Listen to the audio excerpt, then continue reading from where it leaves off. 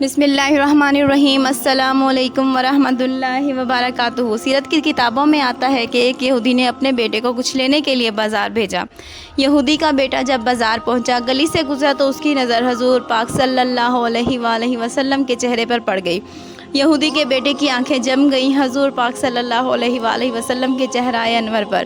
چہرہ ہے کہ انوار دو عالم کا صحیفہ، آنکھیں ہیں کہ بحرین تقدس کی نگی ہیں، ماتا ہے کہ وحدت کی تجلی، گیسو ہیں کہ واللیل کے بکھرے ہوئے سائے، عارض ہیں کہ والفجر کی آیت کے امی ہیں، لب سورہ یاقوت کی شعاؤں میں دھلے ہیں، قد ہے کہ نبوت کے خد و خال کی معیار، بازو ہیں کہ توحید کی عظمت عالم ہے، سینہ ہے کہ رمز دل ہستی کا خزینہ، پلکیں ہیں کہ الفاظ روح لوح قلم ہیں، یہ دانت شیراز شبنم کے تراشے، یاقوت کی وادی میں دمکتے ہوئے ہیرے، باتیں ہیں کہ طوبا کی چٹکتی ہوئی کلیاں، خطبے ہیں کہ امٹتے ہوئے بادل۔ جب اس کی نظر رسول اللہ صلی اللہ علیہ وآلہ وسلم پر پڑی تو وہیں بیٹھ گیا۔ حضور پاک صلی اللہ علیہ وآلہ وسلم کی باتیں سننے لگا اور یہ بھی بھول گیا تھا کہ بازار کس کام سے آیا تھا۔ بیٹھے بیٹھے گھنٹوں گزر گئے۔ ادھر اس کا باپ یہودی اپنے گھر میں کبھی اندر جاتا تو کبھی باہر آتا کہ اکلوتا بیٹا بازار گیا ہے، ابھی تک واپس نہیں آیا، میں نے اسے کہا بھی تھا کہ جلدی آ جانا، لیکن ابھی تک نہیں آیا۔ شام ہو گئی، اذان ہو گئی، نماز ختم ہو گئی، رات گئے۔ جب وہ گھر واپس آیا تو یہودی نے کہا کہاں رہ گئے تھے؟ کہنے لگا مجھے خود نہیں معلوم، یوں تو اس کی دل کی دنیا لٹ چکی تھی۔ باپ نے کہا سودا لینے بھیجا تھا، وہ کہاں ہے؟ کہنے لگا سودا تو میں لے آیا ہوں۔ تو باپ غصے سے کہنے لگا سودا ہے کہاں، مجھے دکھاؤ تو صحیح۔ کہنے لگا کاش تمہاری آنکھیں ہوتی تو میں تمہیں دکھاتا کہ سودا کہاں ہے۔ اے میرے باپ، میں تجھے نہیں دکھا سکتا کہ میں کون سا سودا خرید کر لایا ہوں، لیکن باپ ہے۔ اس کی باتوں کو سن کر تھک ہار کر خاموشی اختیار کر لی اور کہا چلو کوئی بات نہیں، اکلوتا بیٹا ہے۔ اب یہودی کے بیٹے کی یہ حالت بن گئی کہ وہ آئے روز نکل جاتا اور حضور پاک صلی اللہ علیہ وآلہ وسلم کی بارگاہ میں آ کر پیچھے بیٹھ جاتا اور چہرہ انور پر نظر جمائے بیٹھا رہتا۔ اس کا معمول بن گیا، لیکن کچھ ہی دنوں کے بعد طبیعت بہت خراب ہو گئی اور وہ بہت بیمار ہو گیا، یہاں تک کہ بستر مرگ میں آ گیا۔ یہودی بہت پریشان ہو گیا، نہ کچھ کھاتا ہے نہ پیتا ہے، لاغر ہو گیا ہے، قریب ہے کہ اس کی موت واقع ہو جائے، اور ہونٹوں پر صرف ایک ہی نام، محمد بن عبداللہ صلی اللہ علیہ وآلہ وسلم۔ یہودی کو اور کچھ نہ سوجا، حضور پاک صلی اللہ علیہ وآلہ وسلم کی بارگاہ میں تشریف لے آیا اور کہنے لگا اے محمد بن عبداللہ صلی اللہ علیہ وآلہ وسلم، حالانکہ میں آپ پر ایمان نہیں رکھتا، لیکن کیا کروں، میرا بیٹا آپ پر دل ہار بیٹھا ہے، خدا کے لیے ایک نظر آ کر اپنے عاشق کو دیکھ لیجئے، شاید اس کی جان نکل جائے تو قربان جاؤں اپنے پیارے نبی حضرت محمد صلی اللہ علیہ وآلہ وسلم پر۔ یہ نہیں فرمایا کہ چلو آپ چلو میں آتا ہوں۔ حضور پاک صلی اللہ علیہ وآلہ وسلم نے صحابہ کرام کو دیکھا اور فرمایا اے ابوبکر، عمر، عثمان، علی، بلال، اٹھو اپنے عاشق سے ملنے چلتے ہیں، اس کا بھی دیدار کرتے ہیں اور اسے اپنا بھی دیدار کرواتے ہیں۔ حضور صلی اللہ علیہ وآلہ وسلم اس کے گھر کی طرف چل پڑے۔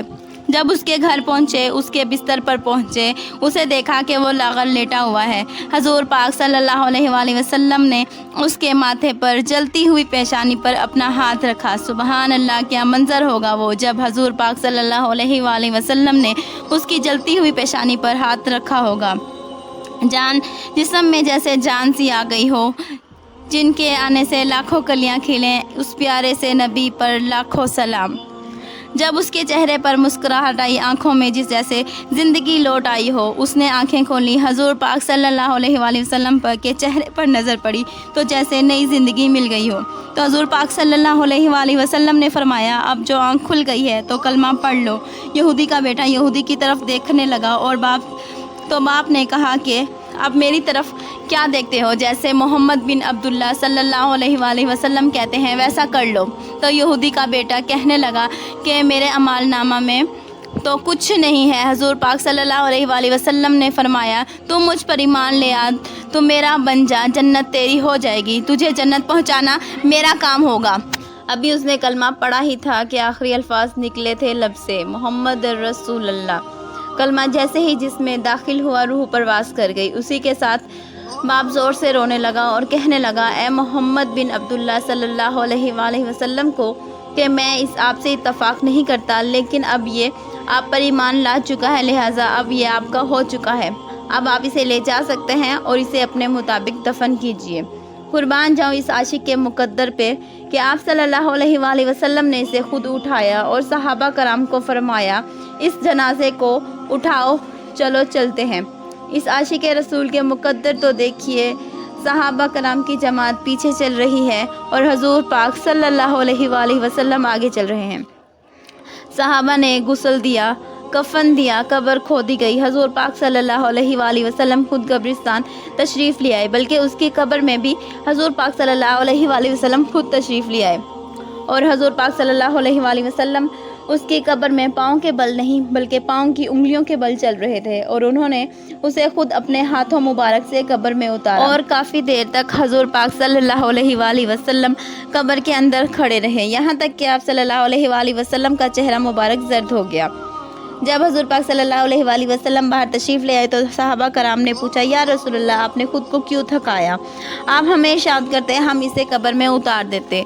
तो रसूलल्लाह सल्लल्लाहु अलैहि वसल्लम ने फरमाया, क्या मैंने इससे वादा नहीं किया था कि मैं इसकी कब्र को जन्नत बनाऊंगा, कि इसे जन्नत ले जाऊंगा, इसलिए मुझे खुद कब्र में आना पड़ा। तो सहाबा ने पूछा कि या रसूलल्लाह सल्लल्लाहु अलैहि वसल्लम, आप उंगलियों के बल क्यों चल रहे थे? तो रसूलल्लाह सल्लल्लाहु अलैहि वसल्लम ने फरमाया कि हुर मलाइका का इतना रश था इस कब्र के अंदर के मुझे जगह नहीं मिल रही थी,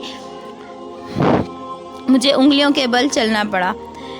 मैं नहीं चाहता था कि किसी मलाइका के पाँव पे मेरा पाँव आ जाए। और रसूलल्लाह सल्लल्लाहु अलैहि वसल्लम की आंखों में आंसू थे और हजूर पाक सल्लल्लाहु अलैहि वसल्लम यही दुआ फरमा रहे थे कि अल्लाह तेरा शुक्र है कि तूने मेरे सदके इस शख्स को बख्श दिया।